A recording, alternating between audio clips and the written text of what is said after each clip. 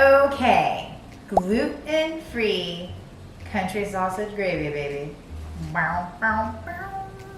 Okay, so start off with awesome meat from your farmer. And please watch the meat discussion where I talk about meat and where to get it.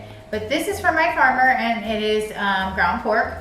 And this is gonna be the sausage that we're going to use.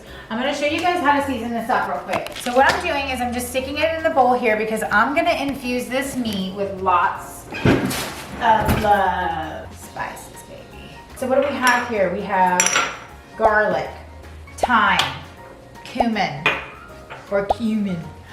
paprika. This is ground mustard. We're gonna put a tiny bit of sage, crushed red pepper, and onion powder. Okay, and then we're gonna put a little bit of two wet ingredients. We're gonna put a little bit of maple syrup, and we're gonna put a little bit of apple cider vinegar. And so that's gonna make our country sausage. So, this wooden spoon, and just spread your sausage out just a little bit, you know, so that it can accept, and it gives it some dips and stuff, so it can accept your spices that you're about to infuse it with. Okay, and oh, excuse-moi, there is the last little thing here. This is in my mortar and pestle because I accidentally bought coriander in whole, and so I'm gonna grind it real quick so it gets coriander and it gets rosemary, which I have in big dried pieces. So I'm just gonna do them. I'm gonna mortar and pestle them real quick together. I love these tools. Paprika. We're just gonna probably put like 1/8 of a teaspoon. Crushed red pepper, we're gonna just use like a pinch. Not a lot. That's optional depending on how spicy you like. This is dried thyme, and so of that we're probably gonna use a teaspoon. We're also going to use about a half a teaspoon of cumin. This is our onion powder, unlabeled. Onion powder, you can also use about half a teaspoon. And by the way, I didn't mention to you, but this is about a pound, a little over a pound of ground pork. And so this is the mustard, and we're gonna again use about a half a teaspoon. And I'm just sort of spreading it around. And a pinch, a very minuscule pinch of the sage. Yeah, just a pinch of the sage. I don't want a lot of that. Okay, and then garlic, we're gonna go with a half a teaspoon. Oh, look at that, that's pretty. Okay, and salt, last thing, which I had over there that I hadn't used. And we're gonna use about a half a teaspoon. Go ahead and we're gonna put the syrup. Whoop. And we're just putting in that's about a half a teaspoon of maple syrup. As you can see, about a half a teaspoon. And the vinegar, about a half a teaspoon. And that is your mixture, my friend. It's pretty, huh? That's perfect. All spiced up, ready to go.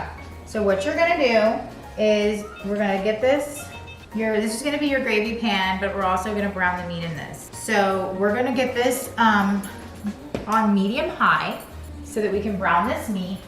And I wanna show you a little trick while that's getting hot. We made biscuits, right, for the biscuits and gravy. And so I reserve this, all of this. We're gonna use this to thicken the gravy. I really like making roux with teff flour because gluten-free cooking for over a decade. And the thing about tapioca flour when you use it in gravies and thickeners, it's a little bit, it can be, and I don't want to say it because it's my favorite flour, but it could be a little slimy. And it can, and you don't want that in a gravy. You don't want that. So in order to like kind of mitigate against that, I learned to use teff flour, which is a little more grainy. This is a bread flour that they use a lot in other cultures, but it's a really good gravy thickener too. But it's alone, it's too grainy.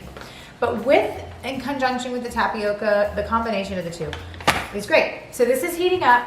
You know that we're gonna use the rest of that scraps. All right, so we're back and we have our lovely ground pork ready and seasoned. And this is like medium high, pretty hot and ready to brown. You wanna get this hot before you put this in because we want it to brown. So we're gonna go ahead and get this meat in.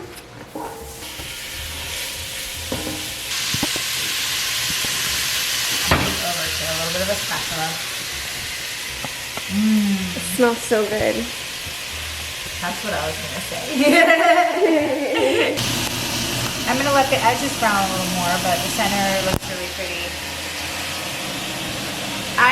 Obviously I am like, I don't know if this is PC to say, but I'm like a browning Nazi. So I love to make sure that stuff has time to brown without touching it, because you gotta have that little bit of that golden brown on there, that sear. Probably not PC at all. So I was thinking. So, all right, so we're gonna put this in. Remember, I've spoken about that. So I think we're about ready, because I'm not, you know, we don't need to overcook this. You know, we don't need to, because it's gonna cook. So, and it's still gonna brown, and we just get this going in here. And there's not a lot in here, but it's good flavor, and it's got some biscuit material in there, which is really good. Then we're gonna take the rest of the quarter cup, about a quarter cup. Might be a little, let me see. Yeah. And we're gonna go and take another quarter cup of the pep flour.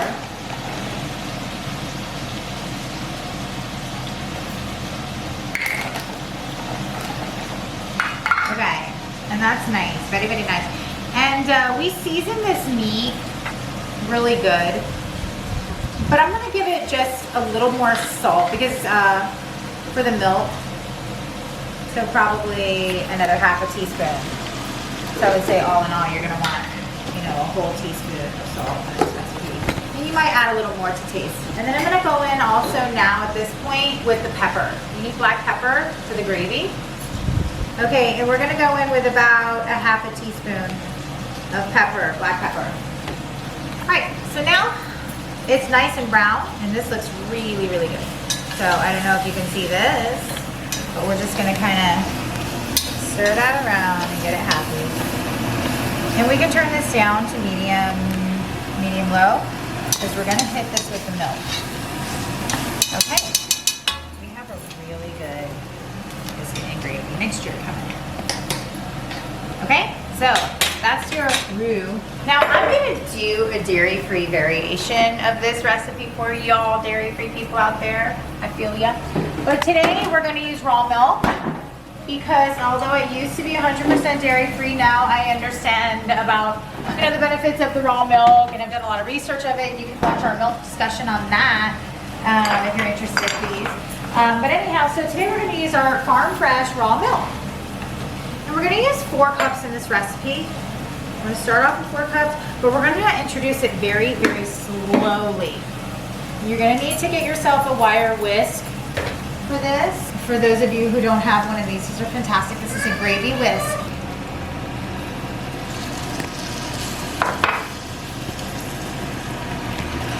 And in the beginning, it's gonna get thick really fast, so we'll add a little more.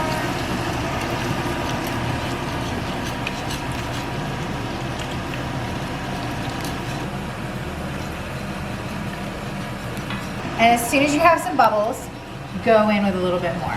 Not boiling, but like a little simmer. All right, so this is ready. And I recommend serving this alongside some really like beautiful cage-free bright yellow scrambled eggs alongside it in the morning. I love that. But let's take a look at how it looks all by itself. I'm sure you're gonna be pleased. Biscuits and gravy. And this is so good for you.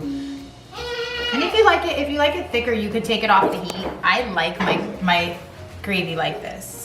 Soak it up in the biscuit. It's so good. You could take it off the heat and it'll continue to thicken, thicken, thicken. Like, particularly, I like my gravy super hot. But isn't that pretty? Look at that. A couple pretty chunks in.